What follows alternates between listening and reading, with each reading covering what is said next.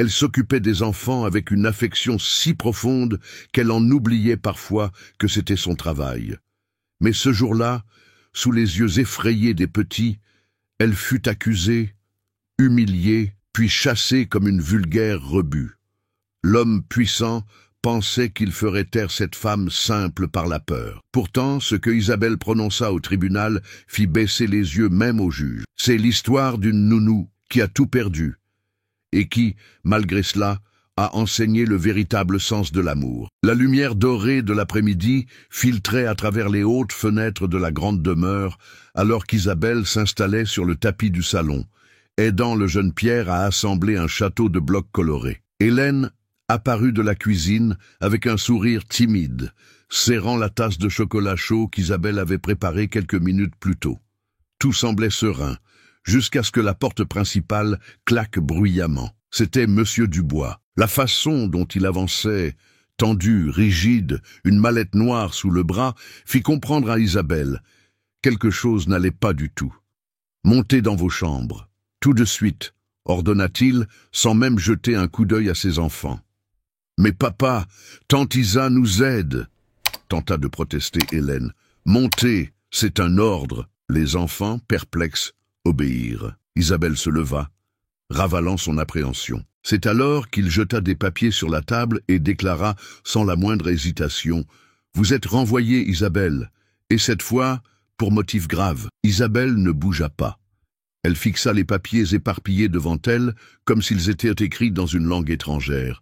Le visage de Monsieur Dubois était illisible, mais au fond, elle sentait, il était enragé.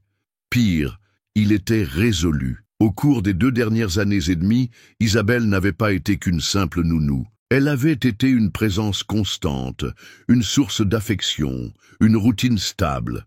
Hélène, à 9 ans, disait souvent qu'Isabelle était comme une seconde maman qui faisait de meilleures crêpes que la première.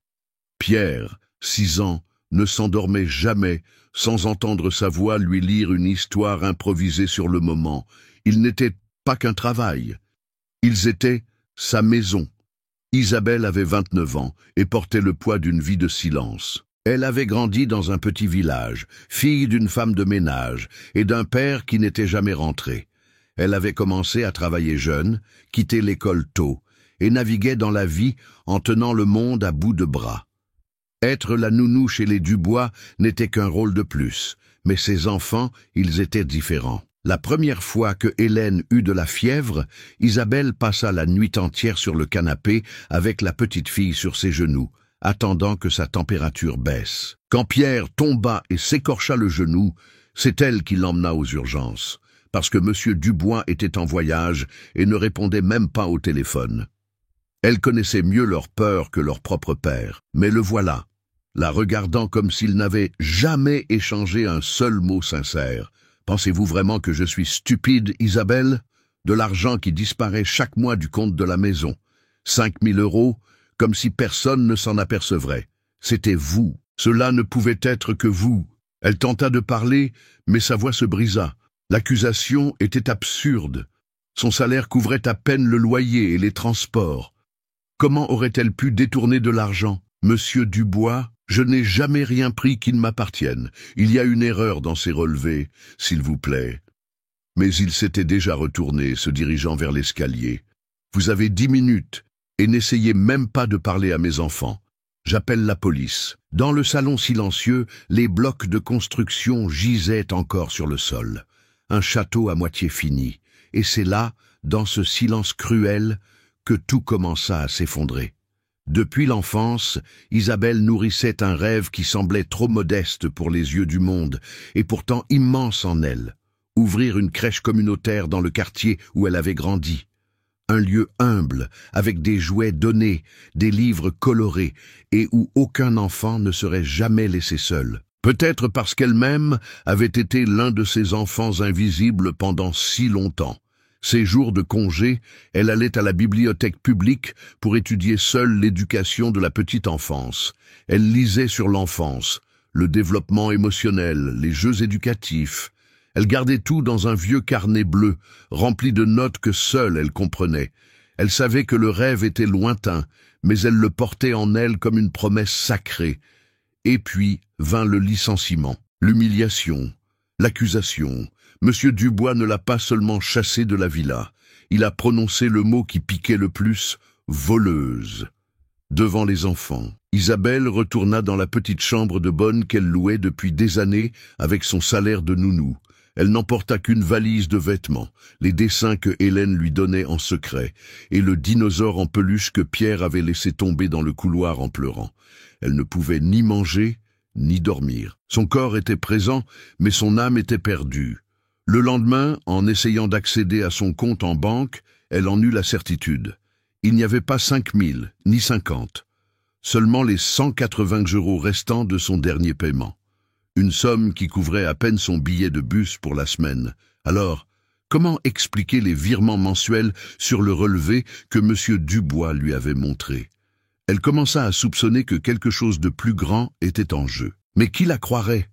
Une nounou, la fille d'une femme de ménage, sans argent, sans influence, sans voix. Elle alla à la banque, tenta d'obtenir des explications, mais on lui dit que les relevés étaient corrects et qu'en cas de fraude, elle devrait entamer une procédure judiciaire. Et cela coûtait du temps, de l'argent, des choses qu'elle ne possédait pas. À la fin de la semaine, elle perdit les 2 seuls emplois supplémentaires de ménage qu'elle faisait le samedi. « Je ne peux pas m'impliquer dans des ennuis, Isa », dit l'un des employeurs. « Toute cette situation pourrait aussi affecter ma maison. Je suis désolé. » Le monde semblait se refermer sur elle, comme une petite boîte étouffante et sans air. Ce samedi soir-là, allongée sur le matelas fin de sa chambre louée, Isabelle prit son carnet bleu.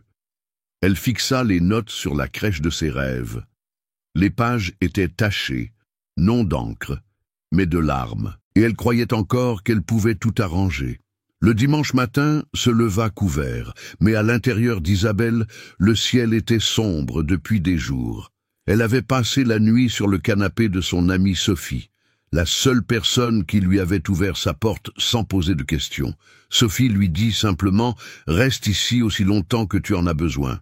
On trouvera une solution. » Mais même là, Isabelle sentait qu'elle occupait trop de place. Elle respirait avec précaution, marchait sur la pointe des pieds. Elle était honteuse, épuisée, vide.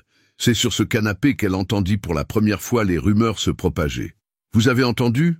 La nounou de chez les Dubois a été prise en flagrant délit de vol. Il paraît que c'était une grosse somme.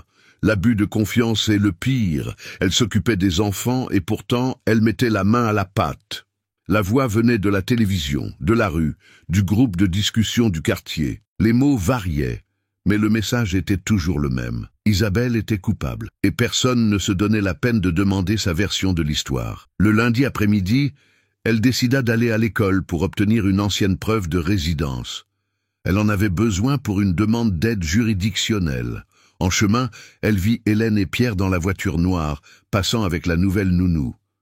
Hélène la vit, sa bouche s'ouvrit, surprise, mais elle ne fit pas signe. Isabelle s'arrêta de marcher. Elle sentit le monde s'arrêter avec elle. La petite fille qui pleurait dans ses bras, effrayée par le tonnerre, faisait maintenant semblant de ne pas la connaître. C'était compréhensible.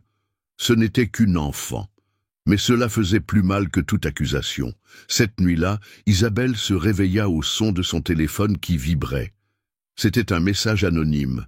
« Tu ferais mieux de disparaître pour de bon. Tu as causé assez de dégâts. » Elle ne le montra pas à Sophie, ne répondit pas. Elle resta simplement là, immobile, fixant le plafond comme si elle cherchait une explication dans le vide. Les jours suivants, elle tenta de retrouver du travail, mais à chaque porte où elle frappa, elle entendit la même chose. « Désolé, nous avons déjà quelqu'un. Vous n'êtes pas cette nounou qui... »« Je ne veux pas d'ennui, d'accord ?» Dans un supermarché, en vérifiant le prix des pains les moins chers, elle entendit une femme chuchoter à côté d'elle.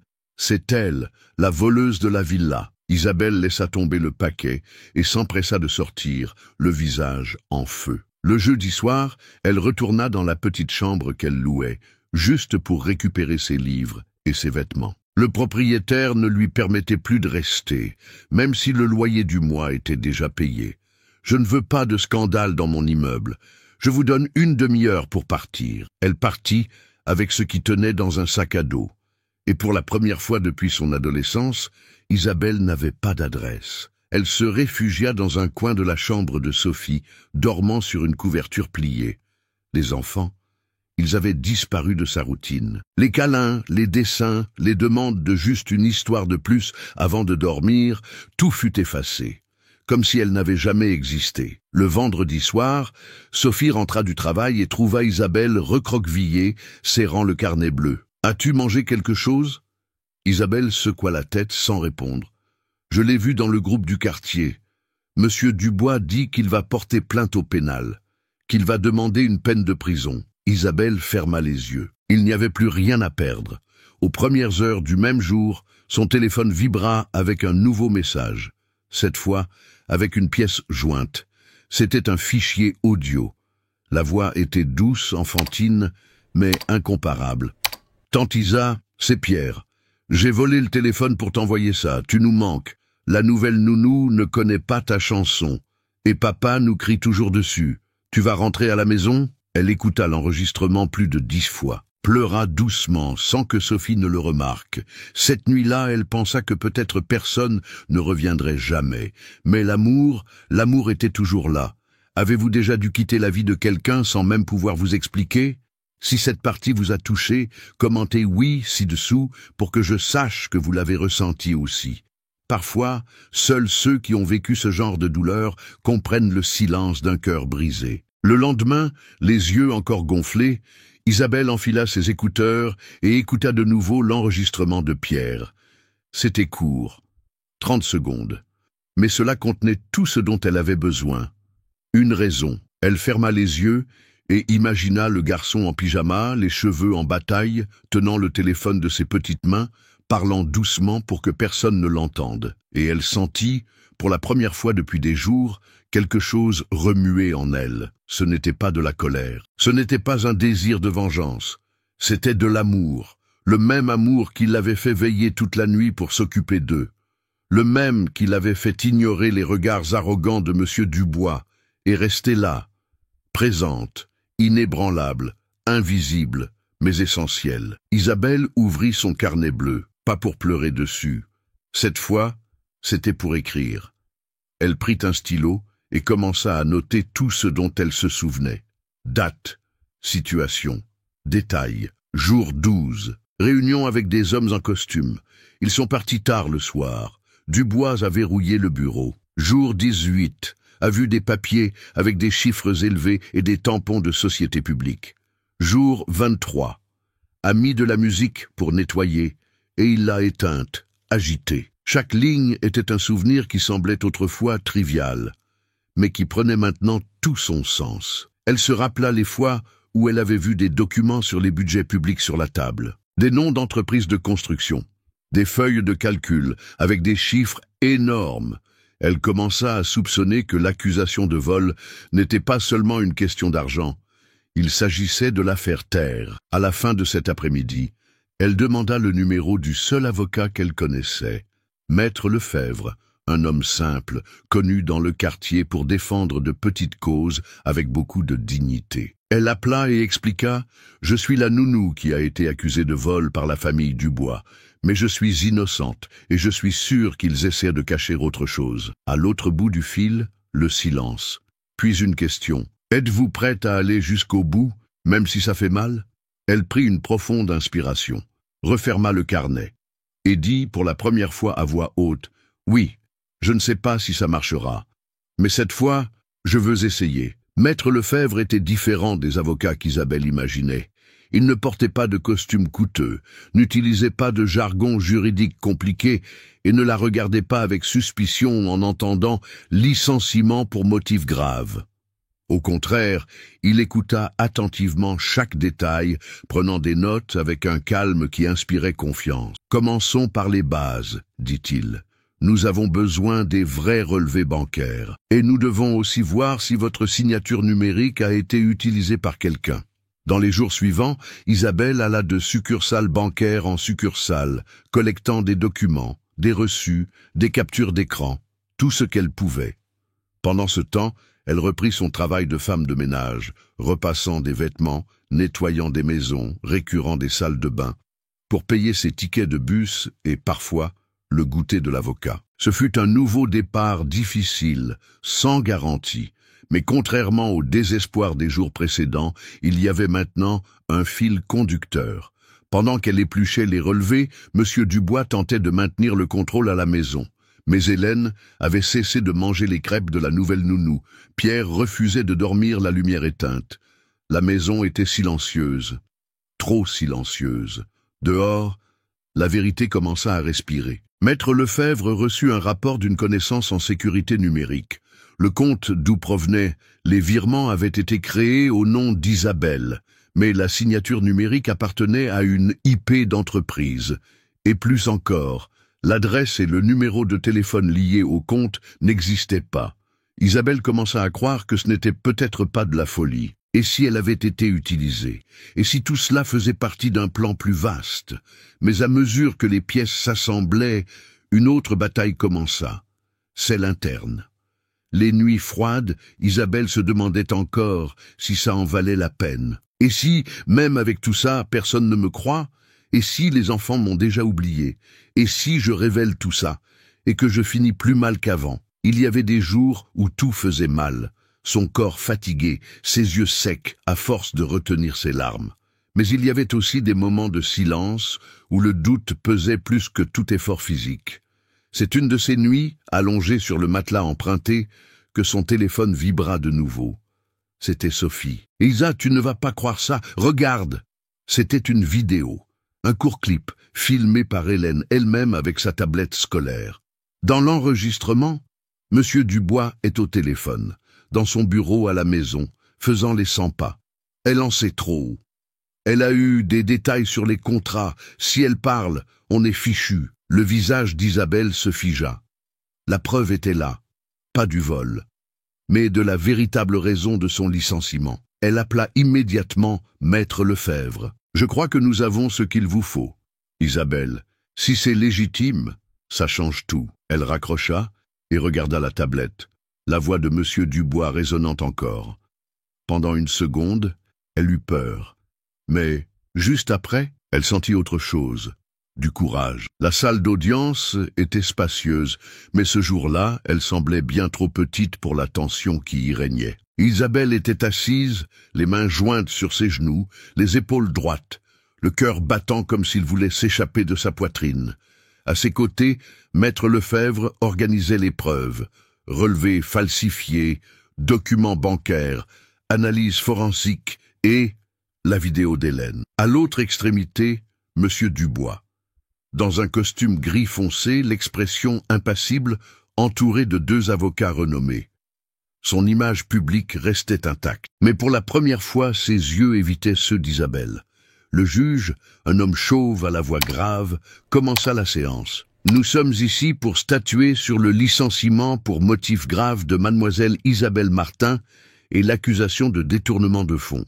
La défense présente également une contre-narration avec suspicion de fraude d'identité. » Isabelle entendit à peine les mots. Mais ensuite, le juge la regarda directement. « Mademoiselle Martin, êtes-vous prête à présenter votre version ?» Elle se leva lentement. « Je le suis. » Maître Lefebvre commença à parler.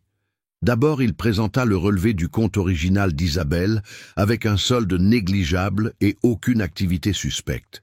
Puis, il montra la documentation du faux compte, créé avec une adresse inexistante, un téléphone jetable et une signature numérique faite depuis l'IP du bureau de l'entreprise de M. Dubois. Il y eut des murmures. Les avocats de M. Dubois demandèrent une suspension d'audience. Le juge la refusa. Et puis vint la vidéo. Les lumières furent partiellement tamisées. Et le silence était absolu lorsque le visage de M. Dubois apparut à l'écran, parlant au téléphone. « Elle en sait trop. Elle a eu des détails sur les contrats. Si elle parle, on est fichu. » Ce fut comme si le temps s'était arrêté. M. Dubois tenta de se lever, mais le juge l'interrompit. « Confirmez-vous être l'auteur de cet enregistrement ?» Silence. « Monsieur Dubois, c'est ma voix, admit-il, la mâchoire serrée. » Hélène, assise au dernier rang, serra la main de Pierre. Tous deux observaient tout, avec des yeux grands et confiants. Maître Lefebvre demanda alors que les enfants soient entendus. Le juge, après une brève délibération, l'autorisa. Hélène entra dans la pièce avec son sac à dos coloré et s'assit au microphone. Sa robe bleue balançait avec ses jambes nerveuses. « Sais-tu pourquoi tu es ici, Hélène ?» Elle hocha la tête. « Je suis ici parce que mon papa a menti. Il a dit que tante Isa avait volé, mais c'est lui qui l'a renvoyée parce qu'elle a vu des choses de son travail. Quel genre de choses? Je n'ai pas tout compris. Mais il parlait d'argent en plus sur des projets de construction. Il a dit que si quelqu'un le découvrait, ça poserait problème. » Le juge l'observa avec attention et gentillesse. « Faites-vous confiance à mademoiselle Isabelle? Plus qu'à personne. C'est ma famille. Même si elle n'est pas de notre sang. » Pierre fut aussi appelé. Il s'assit avec l'aide d'un coussin pour atteindre le microphone. Elle faisait des crêpes à la banane le dimanche. Elle me lavait, m'aidait avec mes devoirs. Je ne voulais pas qu'elle parte. Le juge prit une profonde inspiration clairement émue. « Et votre père, Pierre ?» Pierre hésita, puis dit d'une voix basse. Il s'est mis en colère, il a crié. Après le départ de tante Isa, la maison est devenue sombre. Monsieur Dubois gardait son regard fixé sur la table. Pour la première fois, il semblait petit dans cette immense salle. Le juge frappa du marteau.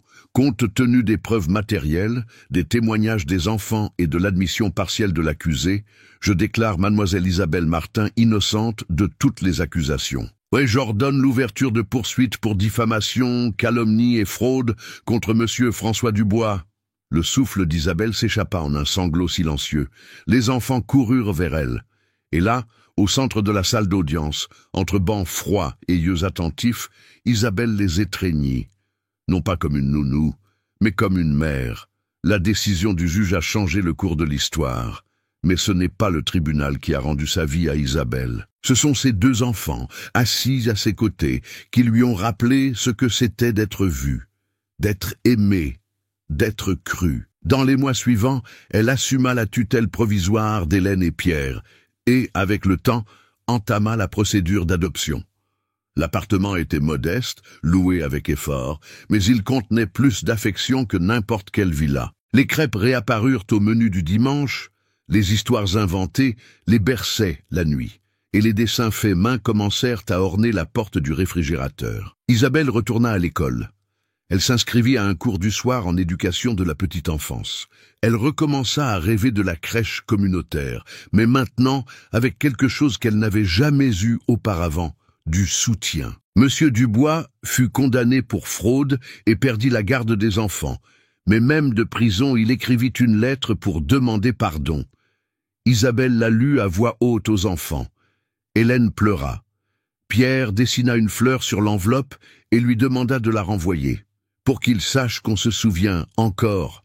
La leçon qu'Isabelle a apprise est une qui, peut-être, vous parle directement. Parce que parfois, la vie essaie de faire taire ceux qui portent le plus de vérité. Et pourtant, l'amour trouve un moyen de parler.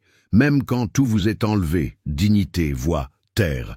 Si ce que vous avez construit l'a été avec affection, cela reste, cela revient, cela transforme. Et son parcours nous rappelle que, parfois, les familles les plus fortes naissent de liens que personne ne voit, et les histoires les plus profondes fleurissent de ceux qui n'ont jamais rien eu, mais ont choisi d'aimer quand même. Si cette histoire vous a ému de quelque manière, n'hésitez pas à laisser un j'aime. Cela me montre que des histoires comme celle-ci ont encore leur place dans le monde et dans votre cœur. Et j'adore savoir qui se trouve de l'autre côté de l'écran. Dites-moi dans les commentaires, de quelle ville ou de quel pays regardez-vous? Cela fait toute la différence pour moi. Si vous croyez au pouvoir des histoires vraies, abonnez-vous à la chaîne. Chaque nouvel abonnement me donne la force de continuer à apporter des vérités qui touchent, qui guérissent, qui inspirent. Et ne partez pas encore. Choisissez l'une des deux histoires que j'ai laissées à l'écran. Et rejoignez-moi dans la prochaine vidéo.